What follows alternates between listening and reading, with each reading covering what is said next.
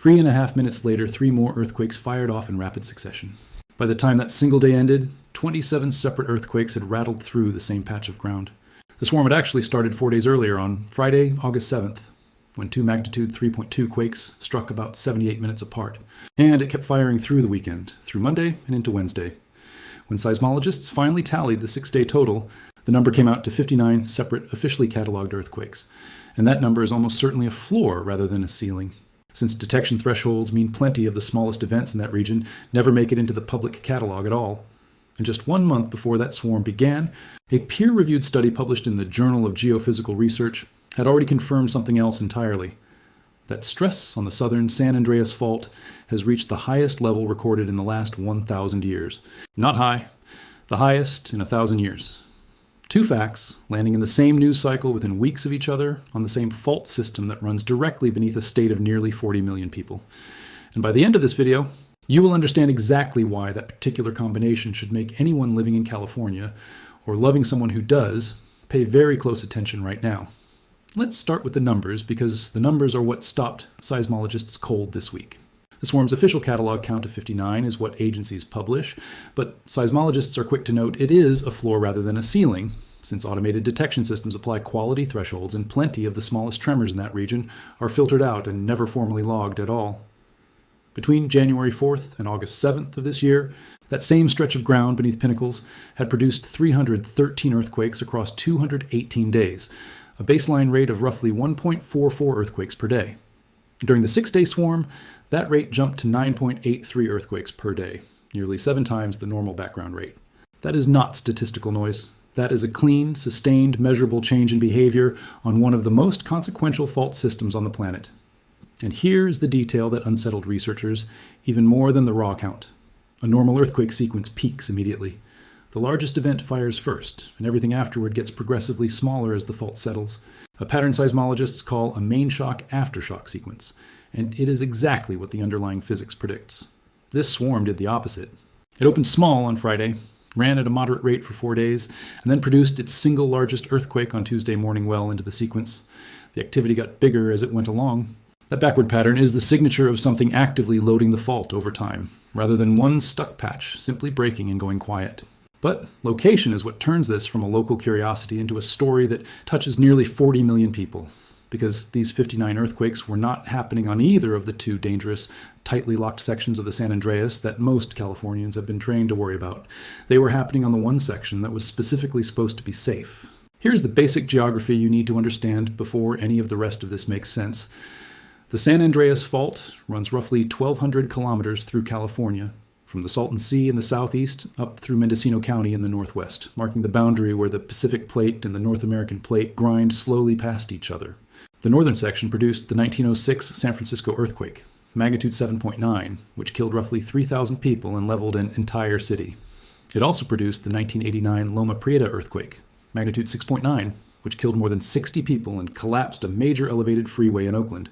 The southern section produced the 1994 Northridge earthquake near Los Angeles, which also killed roughly 60 people.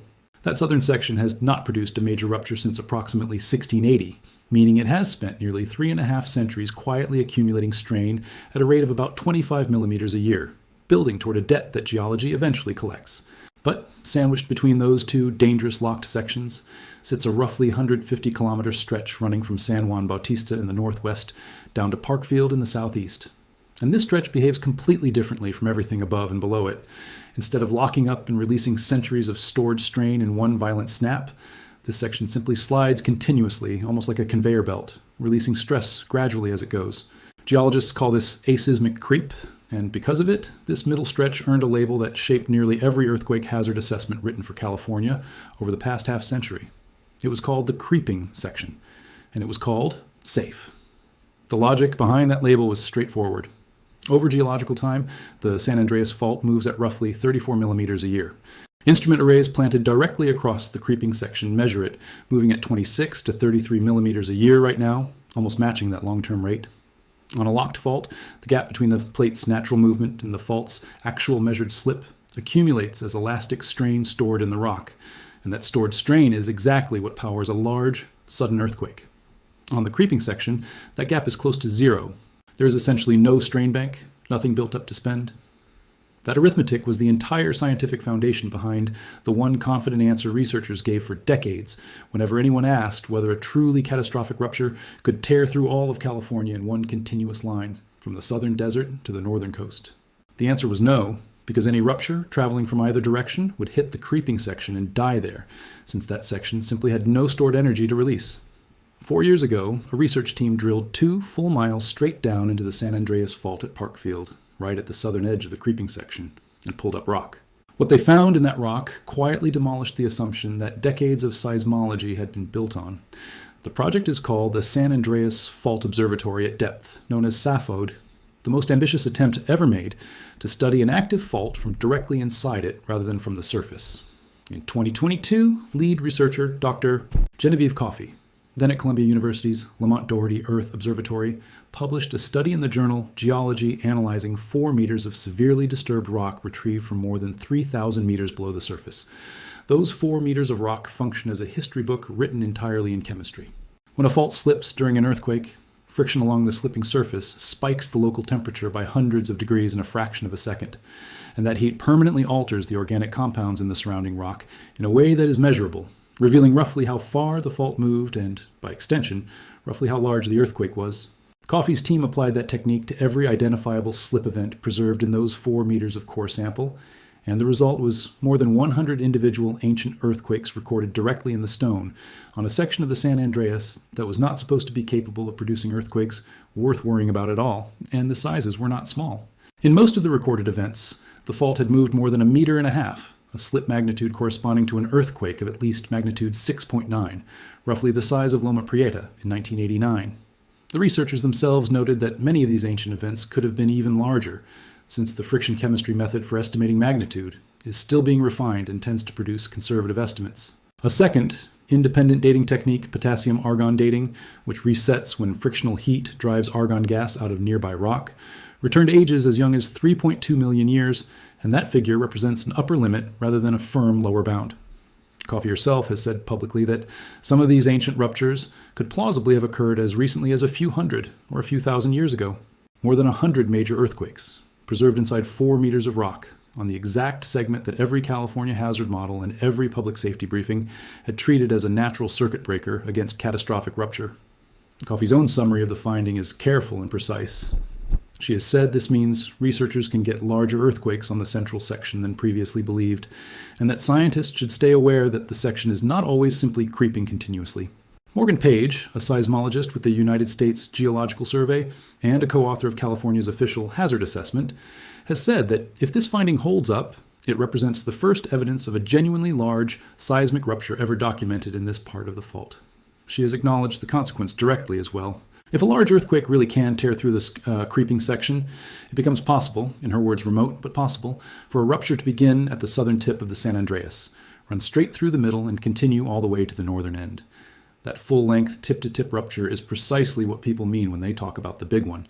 Not every scientist embraces the most alarming reading of this finding, and their pushback deserves genuine attention because it is largely missing from most popular coverage of the story. William Ellsworth, the Stanford geophysicist, who has led much of the research at the Parkfield drill site, draws a crucial distinction. He has said that most earthquake scientists believe these ancient large events happen rarely, precisely because tectonic strain is not currently accumulating at significant rates along this particular segment. Read that carefully. He is not disputing that those ancient earthquakes happened. He is arguing that the rock records what this fault did across deep geological time, under conditions nobody today can fully reconstruct. Not necessarily what the fault is doing this month or this year. The strain that once powered those ancient magnitude 7+ events on the creeping section had to come from somewhere. But right now, present-day creep appears to be keeping pace with the plate's overall movement, meaning the strain bank remains close to empty. A modest earthquake swarm at pinnacles does not meaningfully fill it.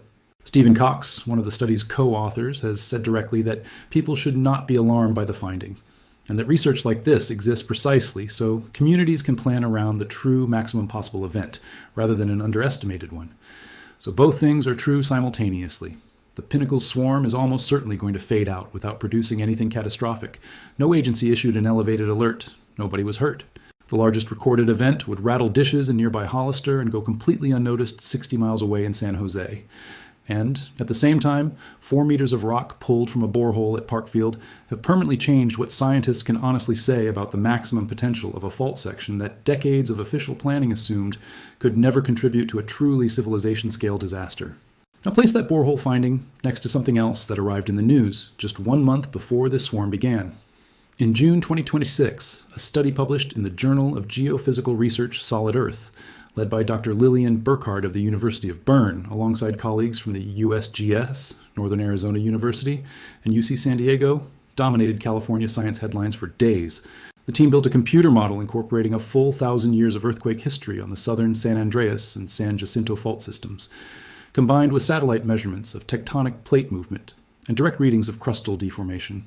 The central finding was blunt. Tectonic stress on those two fault systems has now reached the highest level recorded anywhere in the entire 1,000-year simulation.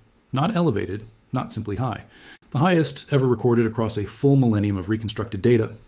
Burkhardt has said directly that the conditions historically preceding large ruptures spanning both fault systems together now appear to be approaching. The southern San Andreas specifically has not ruptured since roughly 1680, which works out to 346 years of accumulating strain at about 25 millimeters annually on a fault segment with an average historical repeat interval of only 150 to 200 years.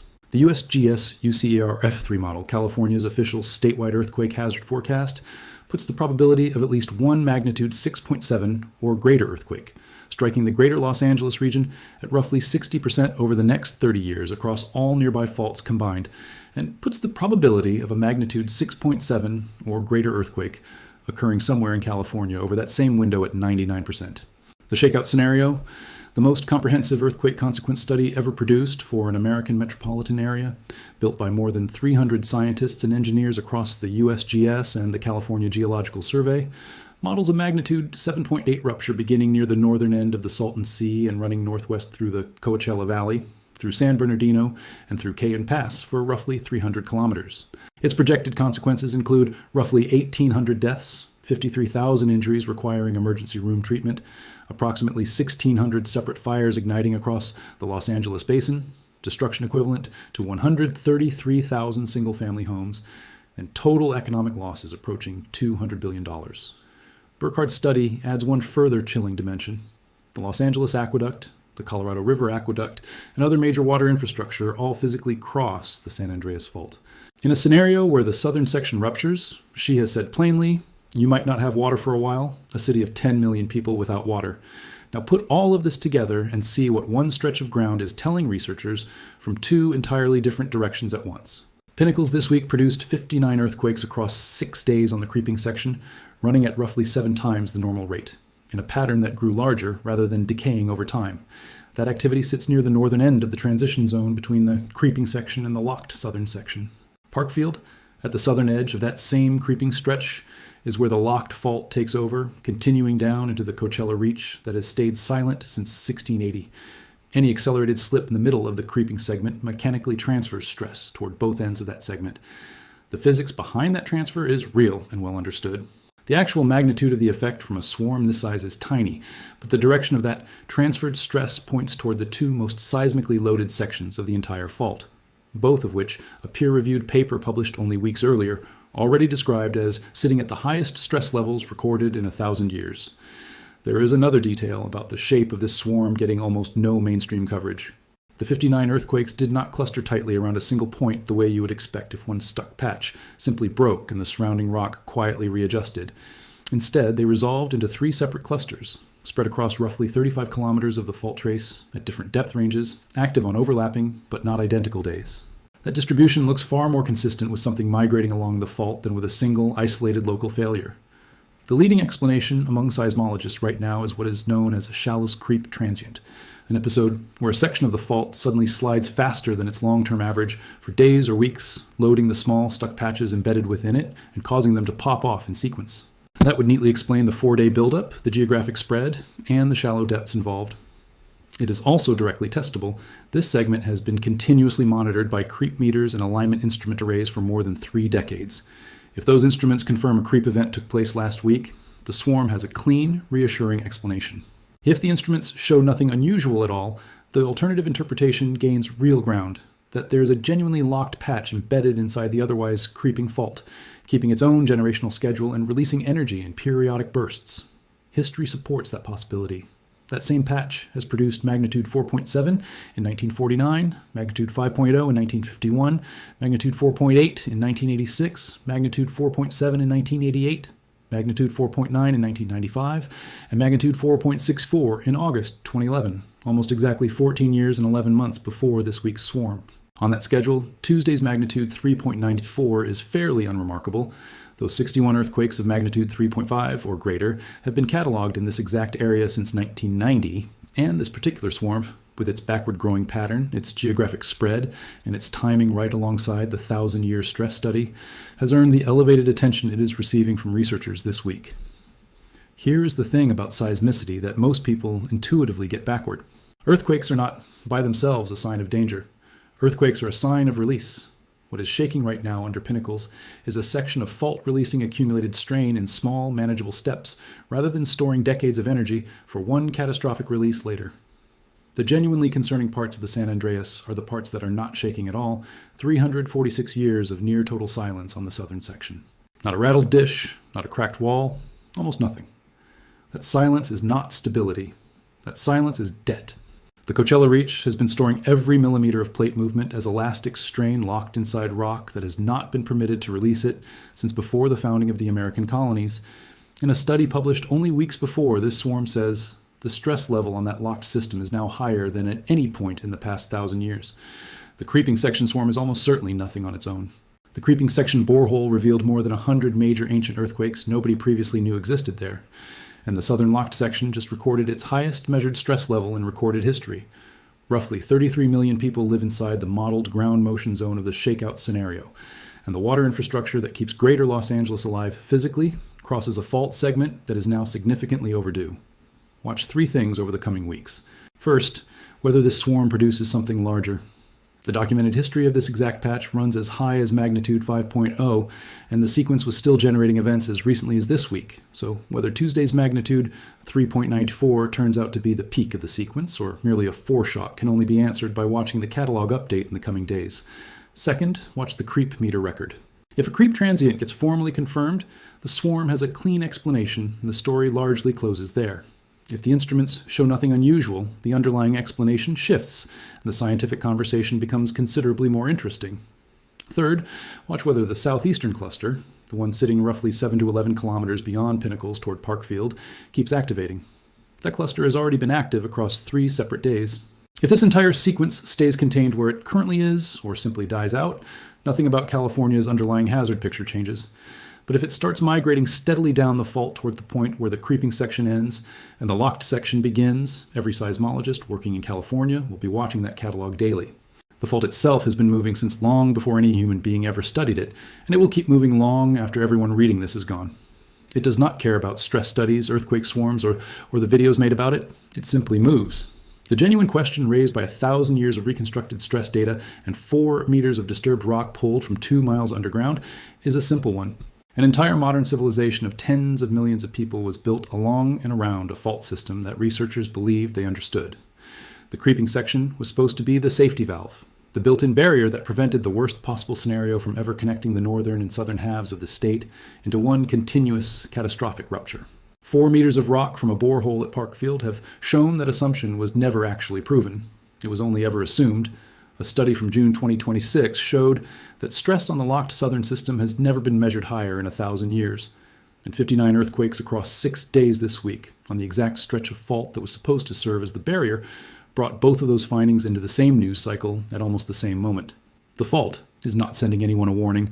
It does not work that way, and anyone who tells you otherwise is selling something. What it is doing is being exactly what it has always been, a machine that has been running continuously for more than 20 million years, that has carried entire mountain ranges the length of California, that has killed thousands of people across recorded history and will kill again, and that still contains more open questions than answers inside the small handful of rock researchers have managed to pull from its depths. There is one more number worth sitting with before this ends, not a seismology number, but a preparedness one. FEMA and the American Red Cross have both studied what happens to the population of Los Angeles in the first 72 hours after a major San Andreas rupture, and those findings are publicly available rather than classified. the kind of report that tends to get read once, found deeply uncomfortable, and then quietly shelved until the next earthquake anniversary comes around. In a magnitude 7.8 scenario, the shakeout modeling shows the water distribution system serving greater Los Angeles failing almost immediately, since the aqueducts bringing water in from both the Colorado River and Northern California cross active fault zones, and would very likely fail at those crossings. The underground pipe network within the city itself would suffer ruptures at thousands of separate locations, and restoring water across the full urban area could take not days but months, with FEMA planning documents estimating 6 months to a full year for complete restoration in the hardest hit areas. Fire represents the second major multiplier that most planning documents spend the most time analyzing. The shakeout scenario projects roughly 1,600 fires igniting across the Los Angeles basin in the hours following a major rupture, largely because gas lines running through the city break simultaneously at thousands of points, while electrical lines come down nearby and fire departments cannot respond at full capacity because their access routes are blocked by collapsed overpasses, cracked roadways, and stalled vehicles, all while hydrant water pressure drops because the underlying pipes are already broken. In the 1906 San Francisco earthquake, the fires that followed the initial shaking ultimately killed more people and destroyed more property than the shaking itself, and that was a city of roughly 400,000 people. Greater Los Angeles today holds close to 10 million. None of these numbers are meant to induce panic. Panic helps no one. Preparation does. Emergency planners consistently emphasize that the single most useful thing any household can do is not to guess at timing, which no scientist can honestly offer, but to secure heavy furniture, store several days of water and supplies, and agree in advance on a family meeting point, since phone networks reliably fail in the first hours after a major quake. The combination of a 1,000-year high stress reading on the southern fault, a borehole full of more than 100 previously unknown major ancient earthquakes on the supposedly safe middle section, and a 6-day swarm running at 7 times the normal rate on the exact stretch of fault sitting between them has delivered within a single news cycle one of the clearest possible reminders that, for California, the real question was never whether. It has always only ever been when.